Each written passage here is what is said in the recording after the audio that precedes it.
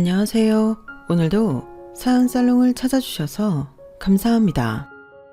서울에 살고 있는 40대 가장입니다. 우리 가족은 얼마 전에 첫 가족여행을 다녀왔어요.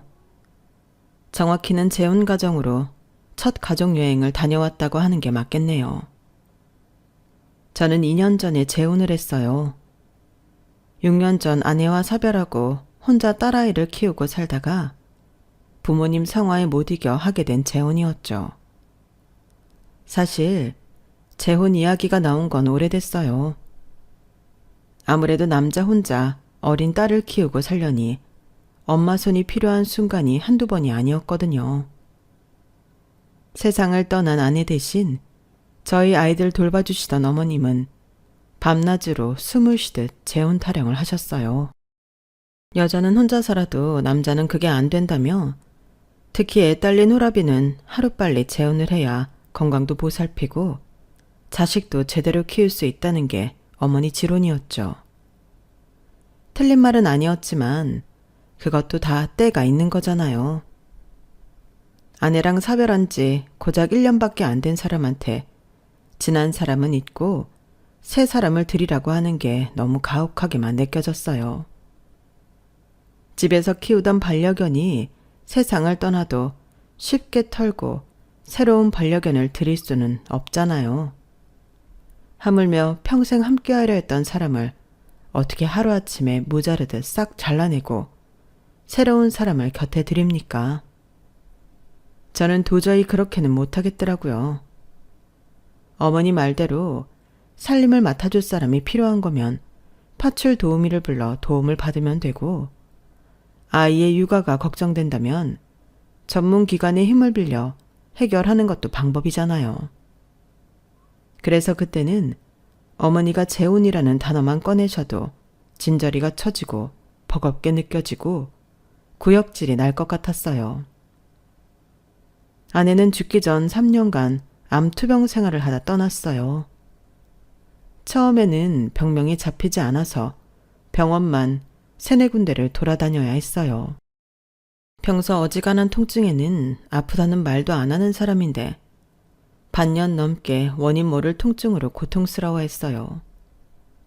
병명 진단이 안 나오니 병원 순례를 하다시피 했고 담당 의사들은 제 아내를 마치 꾀병 환자 보듯 했죠. 제 아내는 그럴 사람이 아니라는 걸 알기에 그럴 때마다 화가 나더군요. 지금 내 아내가 거짓말이라도 한다는 겁니까? 아프니까 아프다고 하는 거 아니에요. 심한 날은 밤에 잠도 못 듭니다. 한 번씩 통증이 오면 복부를 부여잡고 꼼짝을 못 한다고요. 환자가 아프다는데 원인은 못 찾아줄 망정 거짓말쟁이로 몰아간다면 누가 이 병원에 오겠습니까? 돈이 얼마가 들든 제대로 검사해 주세요. 결국 참았던 분노를 터뜨렸고 검사를 하고 일주일 뒤 병명을 알 수 있었어요. 복막암 4기였죠. 이미 복부 쪽엔 암세포가 쫙 퍼졌고 주변 장기에도 전이가 된 상태라서 수술을 해봤자 테이블 데스밖에는 안 될 거라고 하더군요. 방송에서는 우리나라가 의술이 발달돼서 해외에서도 환자들이 찾아오는 상황이라고 연신 떠들더니 그게 다 개소리다 싶었어요. 반년 동안 대학병원부터 동네 병원까지 수없이 돌아다니고 나서야 겨우 병명과 함께 치료 불가 판정을 듣게 됐는데 그깟 뛰어난 의술이 다 무슨 소용이랍니까? 너무 화가 나고 기가 막히고 가슴이 찢어지는 것 같았습니다. 이제야 비로소 고생 끝 행복 시작이라고 생각하던 때 이런 일이 벌어졌으니까요. 저희 부부는 결혼하고 5년 넘게 난임으로 고생을 했어요. 저도 저였지만 아내는 누구보다 마음고생을 심하게 했습니다. 저희 어머니가 아이를 못 낳는 며느리를 그냥 두고 보실 분이 아니니까요. 제 앞에서야 크게 뭐라고 하시진 않았지만 안 봐도 뻔하죠. 본가에만 갔다 오면 아내 얼굴이 말이 아니었으니까요. 초반에는 그럴 때마다 제가 어머니께 전화해 한 소리 하곤 했었는데 몇 번이고 그러고 나니 아내가 나서서 만류하더군요. 제가 그럴수록 어머님이 더 아내를 힘들게 했던 모양이에요. 그렇게 장장 5년 넘게 난임으로 마음고생을 하던 아내는 시험관 시술을 통해 임신을 할 수 있었어요. 어렵게 가진 아기였기에 아내는 임신 초기부터 일을 그만두고 태교에 전념했어요. 평소 성격이 털털해서 가리는 거 없이 잘 먹고 누구와도 서스럼 없이 지내던 아내는 임신 기간만큼은 세상 둘도 없이 까탈스럽게 관리를 하며 지냈어요. 혹여 아이가 잘못될까봐 두려워 그랬던 거죠. 그런 마음을 잘 알기에 저도 가급적이면 스트레스를 받지 않도록 임신 기간 동안 본가 방문은 저 혼자만 했습니다. 물론 그로 인해 저희 어머니와 누나들은 그런 아내를 두고 말들이 많았어요. 아이고, 애는 지만 가졌나? 남들 다 가지는 애 배놓고 유세 떨기는. 니들 결혼한 지 벌써 몇 해째냐? 그간 내가 며느리 눈치 보느라 얼마나 속을 했는 줄 알아? 근데 태교한답시고 명절에 지 남편만 딸랑 보내? 이게 어디서 배워먹은 버르장머리야? 그래, 이번 일은 올케가 100번 잘못한 거야. 우리 엄마가 다른 집 시어머니들처럼 며느리 구박을 하기라니, 아니면 명절이라고 며느리를 부려먹기라니. 세상에 이런 시어머니가 또 어딨다고 얌체짓을 해. 따지고 보면 동훈이 네가 문제야. 와이프가 경우에 없는 짓을 하면 네가 나서서 말려야지. 어떻게 된 게 그 장단에 박자를 맞추고 있니? 엄마, 이러니까 아들 자식 키워봐야 소용없다는 말이 나오는 거예요. 역시 엄마만 알아주는 건 나밖에 없죠? 큰 누나는 어머니 옆에 자리를 잡고 앉아 제 아내 흉을 보느라 여념이 없었어요. 그런 큰딸을 방패 삼아 어머니 역시 평소 못하던 말까지 죄다 꺼내 하소연을 하셨죠. 생각 같아선 그만 좀 하시라고 소리를 치고 싶었지만 그랬다간 제 아내한테 분풀이를 할 것 같아서 한 귀로 듣고 한 귀로 흘렸어요. 그렇게 안팎으로 조심을 한 덕에 10개월 뒤 아내는 무사히 출산을 할 수 있었어요. 갓 태어난 아기는 생각보다 너무 작더군요. 하지만 아내 뱃속에 저 정도 크기의 아기가 들어있었다고 생각하니 새삼 아내가 대단하게 느껴졌어요. 평소 몸무게에서 살이 2kg만 쪄도 몸이 무겁고 허리가 아픈데 아내는 3kg가 넘는 딸아이를 10달 내내 뱃속에 담고 산 거잖아요. 새삼 엄마의 위대함을 느낄 수 있었습니다. 하지만 그건 시작에 불과했어요. 출산만 하면 다시 예전 생활로 돌아갈 수 있을 거라고 마음 편히 생각했던 저는 뒤통수를 세게 한 대 맞은 기분이었거든요. 만만하게 봤던 육아가 정말 사람 잡더라고요. 시도 때도 없이 울고 먹고 자고 싸고 잠시도 쉴 틈 없이 다람쥐통 돌듯 끊임없이 이어지는데 와, 휴일과 퇴근 후에나 잠깐 아이를 보는 저도 이렇게 힘든데 아내는 이런 생활을 어떻게 버티고 사나 싶은 게 존경스럽기까지 했어요.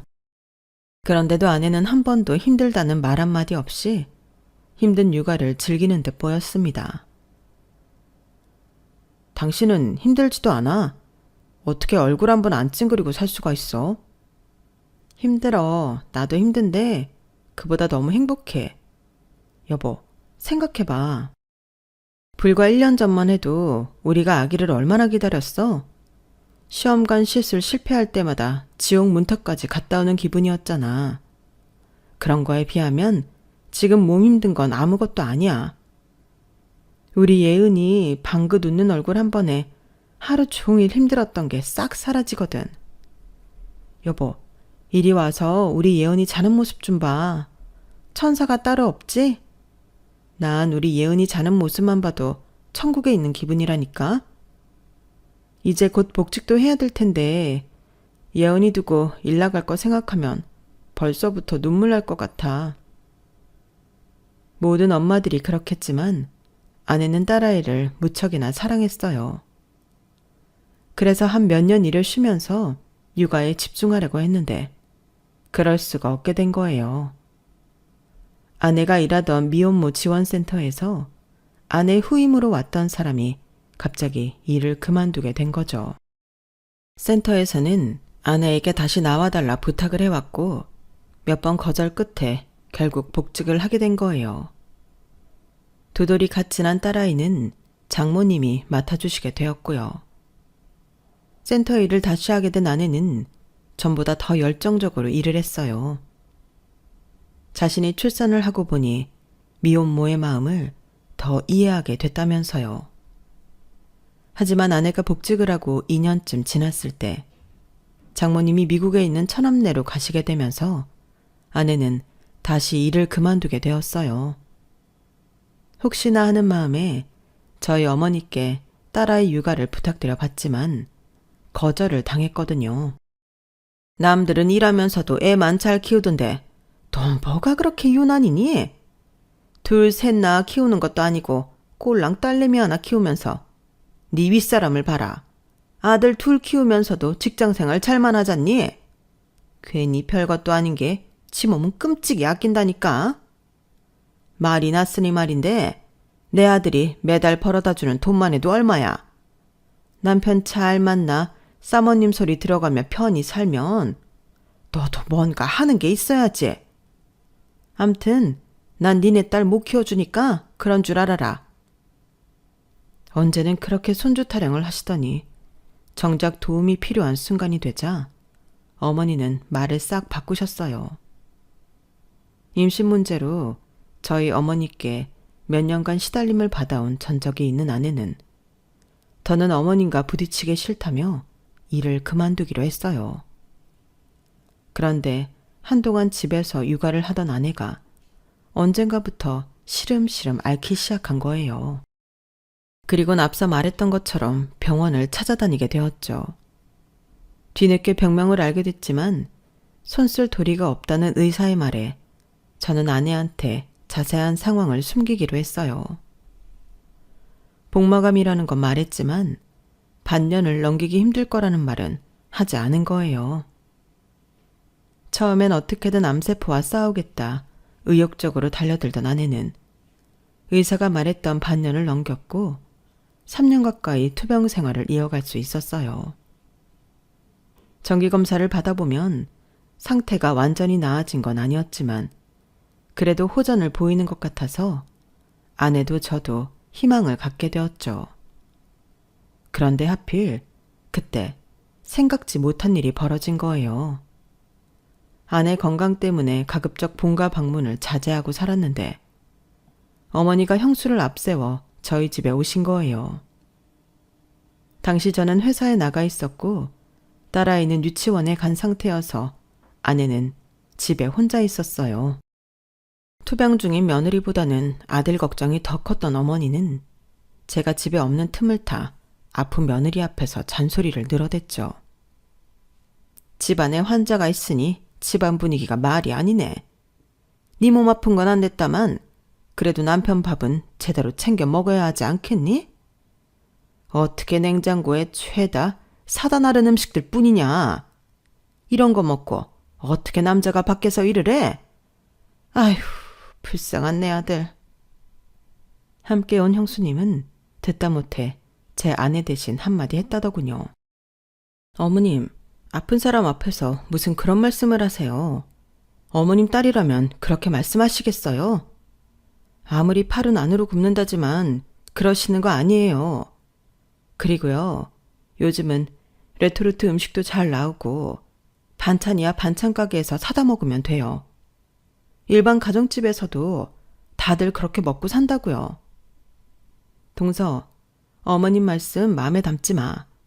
일단은 동서 몸만 생각해. 냉장고에 김치랑 밑반찬 좀 넣어둘 테니까 입맛 없더라도 꼭 챙겨 먹어. 네, 고마워요, 형님. 그래? 넌 착한 손이동서고 나는 못된 시엄이다. 그런데 너도 네 아들이 이러고 산다고 생각해봐라. 아픈 며느리가 먼전지 굶고 사는 내 아들이 먼전지 그놈의 돌팔이 의사놈은 애초에 반년밖에 못 산다는 말은 하지 말았어야지. 그러면 긴 병수발에 뭐든 대책은 마련했을 거 아냐. 그때였어요. 지금까지 6개월 시한부 판정 사실을 몰랐던 아내는 놀란 표정으로 그게 사실이냐고 되물었고, 그제야 어머니는 자신이 말을 잘못했다는 걸 깨닫게 되었죠. 하지만 이미 엎질러진 물은 담을 수 없었어요. 그날 이후 아내는 급속도로 상태가 악화됐고 정신적으로 무너져 버렸거든요. 여보, 나 이렇게 죽기 싫어. 우리 예은이 자라는 모습 곁에서 지켜보며 살고 싶어. 이렇게 죽기 억울하다고. 하루는 죽기 싫다고 저를 붙들고 울고불고 하다가 다음 날엔 또 다른 모습을 보였어요. 당신은 좋겠다. 나 죽고 나면 젊고 예쁜 여자 만나 살면 되잖아. 안 그래도 피부도 처지고 몸도 예전만 못한 나랑 사는 게 지겨웠을 텐데. 잘 됐다고 생각하지? 내가 알아서 사라져 주니까 좋아 죽겠지. 말해봐. 말해보라고. 마치 자신의 불행이 저 때문인 것처럼 저만 보면 욕설을 퍼붓고 악담을 쏟아냈어요. 그러다가 주저앉아 펑펑 울면서 자기 좀 살려달라고 제 바지가랑이를 잡고 울먹였죠. 아내의 이런 모습을 곁에서 지켜보는 건 너무도 힘들었어요. 그건 딸아이도 마찬가지였을 거예요.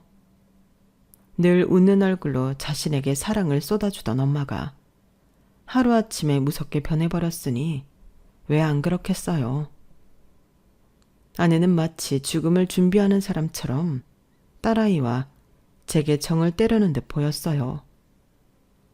그리고 2달여가 지난 어느 날 고열과 통증 악화로 응급실에 실려간 뒤 그대로 세상을 떠나고 말았어요. 언제고 닥칠 일이라고 생각은 했지만 이런 식의 마지막은 아니기를 바랐는데 최악의 상황을 맞고 만 거죠. 그때는 아내의 죽음이 마치 어머니 탓인 것처럼 느껴졌어요. 그날 아내 앞에서 그런 소리만 하지 않았어도 조금은 더 오래 살지 않았을까 생각했으니까요. 그래서 1년 넘게 어머니를 보지 않았어요. 하지만 어린 딸을 홀로 키우려니 결국엔 제가 먼저 도움을 청하게 되더군요. 그렇게 다시 본가의 발걸음을 시작하게 됐는데 얼마 지나지 않아 또다시 문제가 생긴 거예요. 어머니의 재혼 타령이었죠. 남자 혼자 어떻게 아이를 키우냐는 게 어머니의 단골 멘트였어요. 그럴 때마다 거절하느라 진땀을 흘렸고 때때로는 큰 소리가 나곤 했어요.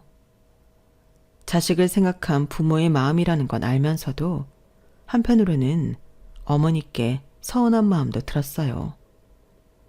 그래도 10년 가까이 고부관계로 지내던 사람이 세상을 떠났는데 그리워하는 마음보다는 서둘러 대체자를 찾으려는데 혈안이 된 모습이 좋게 보이지 않았거든요. 마음이 떠나서 이별을 한 것도 아닌데 하루아침에 싹 지워버리는 게 가능하냐고요. 이런 상황에 새로 누군가를 아내로 들인다는 건 그분한테도 못할 짓이 분명하고요. 결국 재혼 문제로 어머니와는 수년 동안 나를 세웠고 그러는 사이 딸아이는 점점 더 엄마 손을 필요로 하게 되었어요. 그러자 하루는 형수님이 회사로 찾아와 그러더라고요. 제 입으로 도련님한테 이런 말을 꺼내는 날이 오게 될 줄은 몰랐어요. 제가 동서하고는 그래도 꽤 마음을 주고 살았으니까요. 그런데요, 도련님, 다른 건 제쳐두고라도 예은이 생각을 해보세요. 이제 곧 사춘기가 올 거고 여자애들은 남자애들과 달리 준비해야 하는 게 많아요. 물론 제가 가끔씩 들여다보고 챙겨주기는 하겠지만 그걸로는 부족할 거예요. 도련님도 예은이 잘 키우고 싶잖아요. 안 그래요? 그러니 예은이 생각해서라도 재혼 생각해 보세요. 생각 정리되면 연락 주세요. 아내와는 돈독하게 지냈던 형수님 말이라 그런지 어머니가 닥달하던 재혼과는 다르게 느껴졌어요. 그래서 그날 집에 돌아와 딸아이를 살펴보았죠. 제 눈으로 봐도 엄마 손이 필요해 보이더라고요. 제가 머리를 잘 묶어줄 수 없어서 단발로 잘라준 머리는 어느새 치렁치렁해져서 더벅머리처럼 돼 있었고 옷들도 하나같이 중성적인 것들 뿐이더라고요. 제 손으로 골라준 것들이라서 아무래도 그런 거겠죠. 프릴이나 꽃무늬가 그려진 옷들도 사주긴 했는데 예쁘다기보다는 유치함에 가까워서 그런지 딸아이가 잘 안 입더라고요. 무엇보다 아이가 커감에 따라 제 손으로 목욕을 시켜주기 힘들어졌다는 것도 문제였어요. 그렇다고 혼자 씻게 둘 수도 없는 노릇인데 말이죠. 그러다 재혼을 결심한 결정적 계기가 생겼어요. 하루는 딸아이를 데리고 문구점에 갔는데 거기서 딸아이네 반 아이와 그 아이 엄마를 만난 거예요. 아이 엄마는 우리 예은이한테 친구 생일 선물 사러 왔냐고 물었고 그 말에 옆에 있던 아이가 지 엄마 옷을 잡아당기더라고요. 그리고는 이렇게 속삭였어요. 엄마, 예은이는 초대 못 받았단 말이야. 순간 머쓱해진 상황에 아이와 엄마는 서둘러 문구점을 나갔어요. 집에 오는 길에 딸아이한테 좀 전에 있었던 일을 물었더니 딸애가 그러더라고요. 애들이 난 생일 파티에 초대 안 해. 난 엄마가 없잖아. 엄마끼리 안 친하면 생일 파티에 안 부르거든.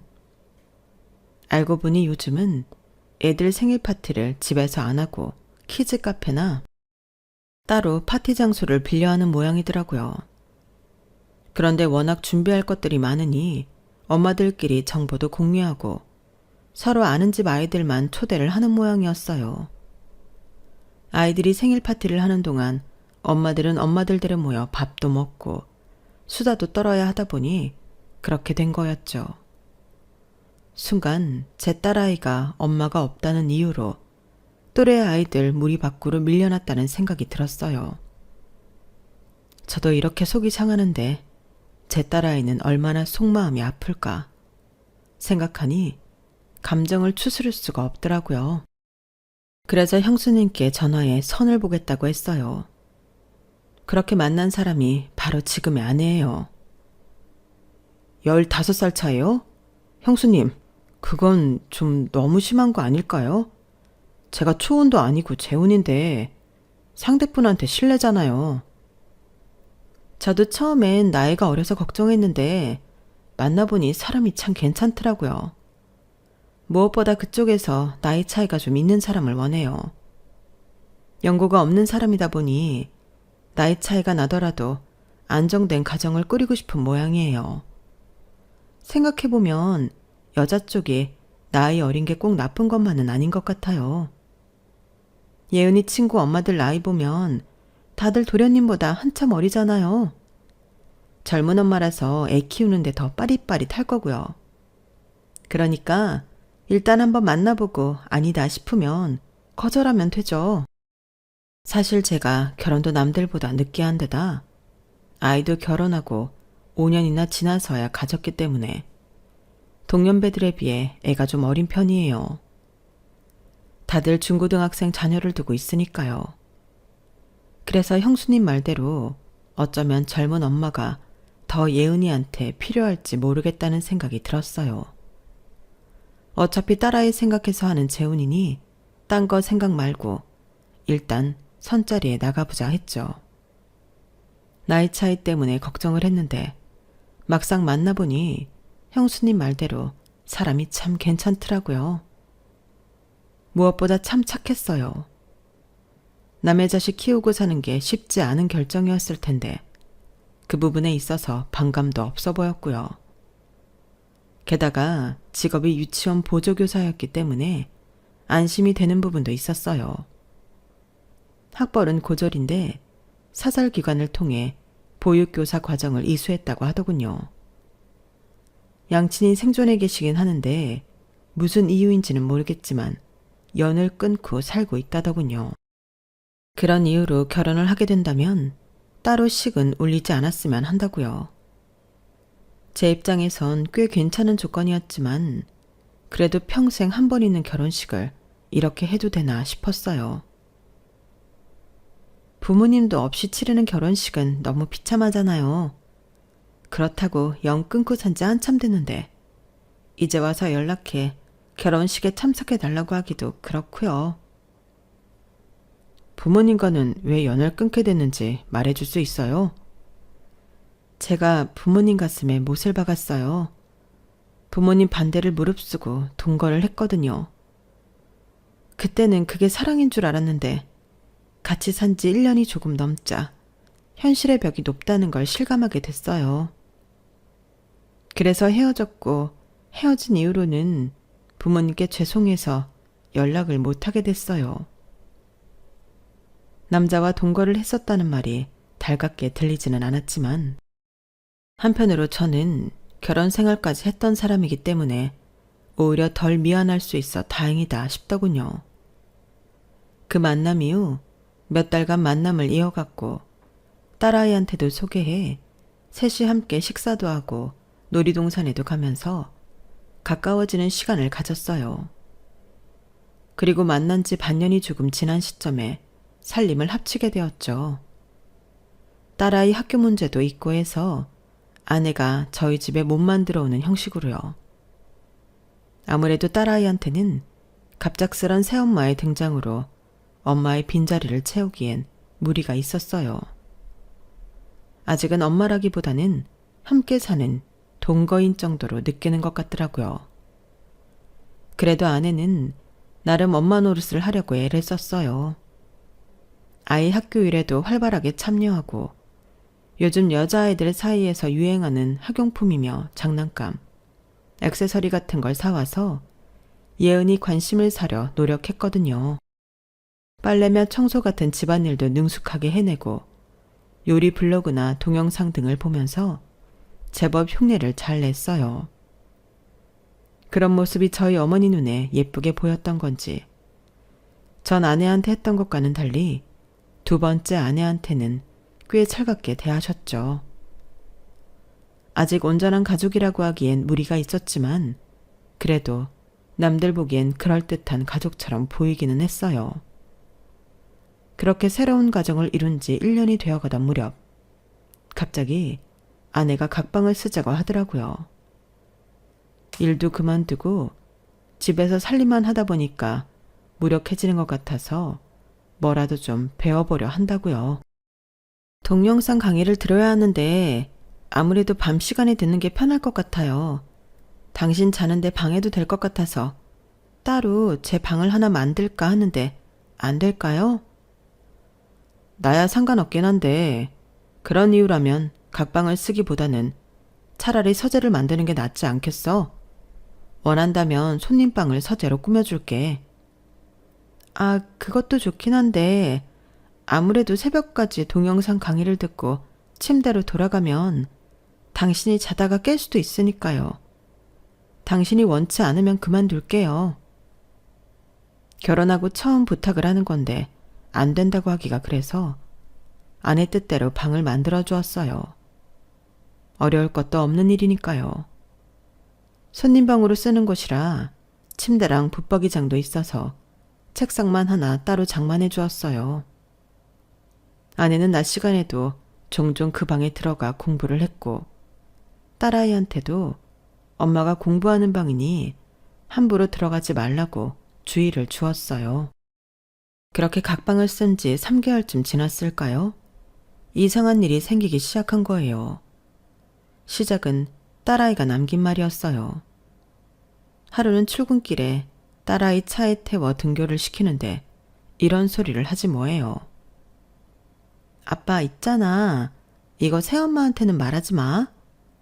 무슨 얘긴데 그래? 새엄마 공부방에서 이상한 소리가 나는 것 같아. 저번에 밤에 자다가 목이 말라서 주방으로 간 적이 있는데 새엄마 방에서 우는 소리가 들리더라. 그런데 우는 소리가 새엄마 목소리가 아니었어. 그래서 다음날 낮에 새엄마 공부방에 들어가 보려고 했는데 문이 잠겨 있더라. 그런데 내가 막 문고리를 돌리니까 안에서 소리가 나더라고. 뭔가 안에서 움직이는 것 같기도 하고 문소리도 나는 것 같고 말이야. 엄마가 안에서 공부하고 있었겠지. 아니야. 엄마는 주방에서 저녁밥하고 있었어. 혹시 그 방에 귀신이 있는 거 아닐까? 그때는 딸아이가 잘못 들은 거라고 생각하고 무심하게 넘겼어요. 그러다 일이 벌어진 거죠. 제가 평일에는 일 때문에 시간이 없어서 딸아이와 놀아주지 못하고 아내한테 맡기는 편이거든요.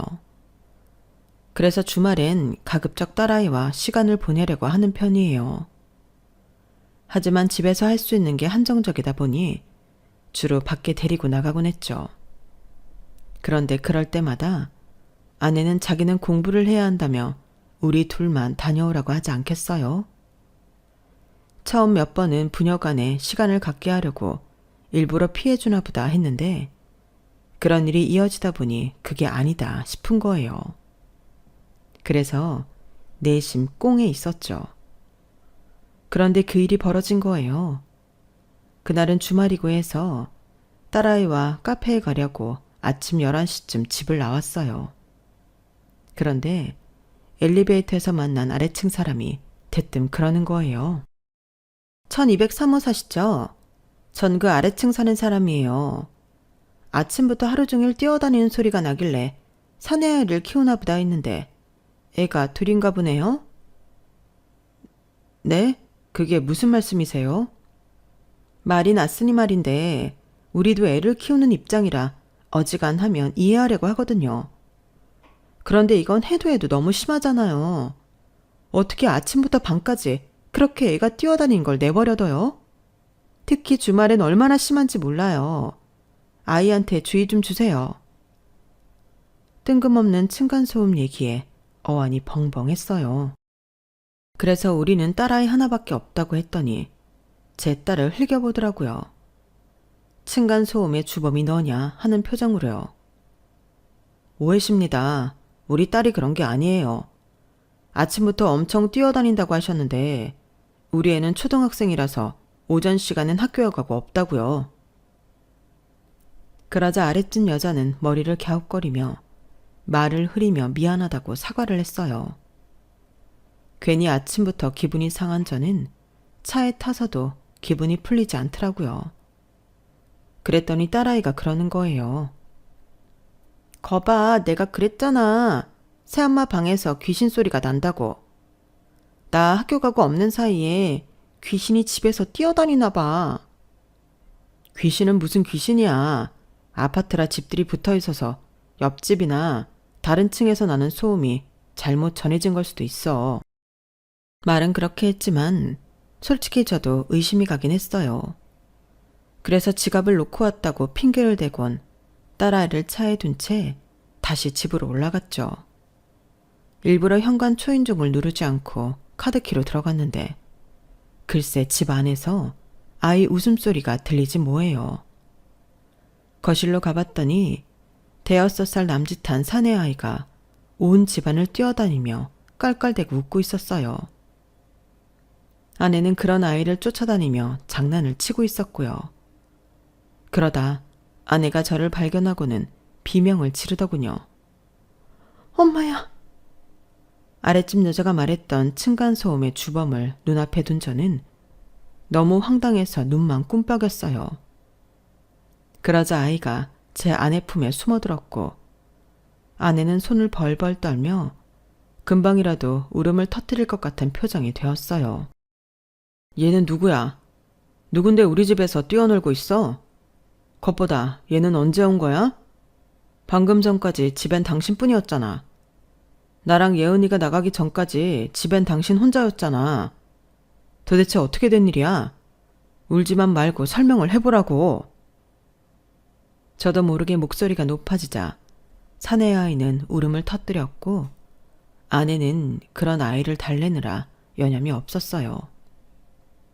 결국 그날의 외출은 포기한 채 아이는 제 딸아이와 함께 아파트 놀이터에 보내고 아내와 둘이 얘기를 나눴어요. 그리곤 기가 막힌 사연을 듣게 되었죠. 고등학교 3학년 때 임신을 했어요. 제 과외 선생님이었던 대학생 오빠랑 부모님 몰래 사귀고 있었거든요. 임신 사실을 알고 부모님이 아이를 지우라고 닥달을 하셨고 그 길로 집을 나왔어요. 한동안 오빠 원룸에 들어가 같이 살았는데 오빠네 엄마한테 들켜서 쫓겨나게 됐어요. 오빠는 얼마 뒤 군대에 가게 됐고요. 갈 곳이 없었던 아내는 미혼모 센터를 찾아가게 됐고 같은 처지의 미혼모들이 기거하는 시설에서 지내게 되었다더군요. 주변에선 출산 후 아이를 입양 보내고 새 인생을 살라고 했지만 그때 상담을 해주신 선생님만큼은 유독 아이를 키워보라고 권했다나 봐요. 선생님이 경제적으로 도움도 많이 주시고 정부 지원을 받을 수 있도록 도와주셨어요. 덕분에 아이를 키우며 살 수 있었는데 오빠네 부모님이 어떻게 알고 찾아오신 거예요. 아이를 데려가겠다고요. 마침 그때 상담 선생님이랑도 연락이 끊기고 경제적으로도 몰려있던 상황이라서. 아내는 아이를 남자 쪽 부모한테 내어줬고 그 후 아르바이트를 하며 검정고시를 준비했다고 들었어요. 고졸 자격을 갖게 된 후 사설기관에서 보육교사 과정을 이수했고 이후엔 제가 아는 대로 보조교사 일을 하다가 저와 결혼한 거였죠. 그런데 몇 달 전에 갑자기 애를 데려가라고 연락이 온 거예요. 오빠가 결혼을 하게 됐다고요. 여자 쪽에선 오빠한테 애가 있다는 사실을 모른다고 데려가라고. 안 그러면 시설에 보내겠다고. 그래서 데려왔어요. 당신한테 진작 얘기 못해서 미안해요. 갑자기 각방을 쓰자고 했던 그 시점이 아이를 데려온 때였어요. 아침에 저랑 딸아이가 집을 나서기 전까지 아이를 방에 둔 채 방문을 걸어두었고 집이 비어있는 시간대엔 아이를 데려나와 일반적인 모자로 살았던 거죠. 초등학생인 제 딸은 방과 후 학원을 다녔으니 오후 5시가 넘어서야 집에 오곤 해서 아내의 이중생활은 들키지 않고 이어질 수 있었어요. 게다가 주말엔 제가 딸아이와 함께 자주 외출을 했기 때문에 아내도 아이도 자유롭게 집안을 활보할 수 있었을 거고요. 아내는 울먹이며 죄인처럼 두 손을 싹싹 빌며 용서를 구했어요. 그런데 이상하게도 아내가 밉다거나 속았다는 기분이 들지 않더라고요. 상황이 그렇게 됐지만 처음부터 아내가 저를 속일 생각을 하고 결혼을 한 건 아니니까요. 어차피 재혼 가정인데 양쪽에 자식 하나씩 있는 게 무슨 큰일이겠어요. 더불어 이런 일도 있고 하니 아내가 미안한 마음에라도 제 딸아이한테 조금 더 잘해주지 않을까 하는 야근 생각도 들었어요. 그래서 아내한테 아이는 우리가 키우자고 말했죠. 우리가 키우자. 어른들의 잘못으로 아이 인생을 망치면 안 되잖아. 따지고 보면 예은이한테도 동생이 생겨서 좋고 당신 아이한테도 누나가 생겨서 좋은 거잖아. 그러니까 그만 울어. 진작 나한테 말했으면 애도 당신도 그 고생 안 했을 텐데. 예은이도 귀신 타령 안 했을 거고. 아내는 한참을 고맙다며 울먹였어요. 아내가 진정을 하는 사이 저는 놀이터로 내려가 아이들을 데려왔어요. 그리고 앞으로 우리 가족은 세 식구가 아니라 네 식구라고 얘기를 해주었죠. 무엇보다 딸아이는 집에 귀신이 있는 게 아니라는 사실에 안도하는 것 같았어요. 얼마 뒤 아이의 친부를 만나 친권과 양육권에 대한 매듭을 짓고 아이를 제 호적에 올렸어요. 비로소 완전한 가족이 된 거죠. 그런데 생각지도 않은 상황이 발생한 거예요. 전 아내의 기일을 맞아 온 가족이 낙골당으로 향했는데 아내가 전 아내의 사진을 보고 오열하기 시작한 거예요. 일전에 아내가 말했던 상담사가 바로 제 아내였던 거죠. 아이를 입양 보내지 말고 어떻게든 키우라고 설득했던 바로 그 사람이요. 당시 전 아내는 딸아이 육아를 하다가 전임자의 부재로 다시 센터 일을 하고 있었는데 그 무렵 지금의 아내를 만났던 거예요. 자신이 아이를 낳아 키워보니 아이 없이는 살 수 없겠다는 생각을 하게 됐다며 아이를 키우며 느꼈던 모정을 지금의 아내한테 고스란히 전해주었던 거죠. 금전적으로 지원도 해주고 자립도 할 수 있게 도와주었고요. 그리고 그 덕에 지금의 우리 가정이 만들어지게 된 거예요. 세상엔 영화보다 더 거짓말 같은 우연이 있다는 걸 이번 일을 통해 알 수 있었어요. 온전한 가족이 되어 결혼 2주년을 맞이한 지금, 우리 가족은 전처의 기일이 되면 납골당을 찾아 인사를 하곤 합니다. 죽은 아내가 이어준 지금의 가정을 소중히 갖고 가겠다는 다짐을 하면서요. 그리고 처음엔 서먹했던 아들과도 지금은 죽고 못 사는 사이가 되었어요. 주변에서 아들 바보라고 부를 정도로요. 딸아이는 제 엄마와 어찌나 쿵짝이 잘 맞는지 셈이 날 정도죠. 아들을 제 호적에 올리면서 저희 어머니와는 많이 싸웠고 지금도 연락을 끊고 살고 있습니다만 언젠가는 어머니도 우리 가족을 이해해 주시는 날이 올 거라 믿습니다. 우리 가족이 앞으로도 화목하게 잘 살아간다면 그날은 더 앞당겨지지 않을까 생각해요. 지금까지 제 사연을 들어주셔서 감사합니다. 저희 가족 응원해 주세요. 들어주신 분들도 가정에 항상 기쁨이 가득하길 바랍니다. 여러분, 사연 댓글에 응원과 현명한 조언 부탁드려요. 좋아요와 구독은 저에게 큰 힘이 됩니다. 오늘도 좋은 일 가득하세요.